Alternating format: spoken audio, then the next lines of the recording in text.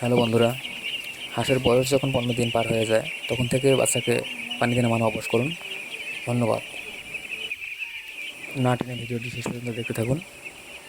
আর হ্যাঁ, ভিডিওটি যদি ভালো লাগে থাকে অবশ্যই সাবস্ক্রাইব করতে ভুলবেন না।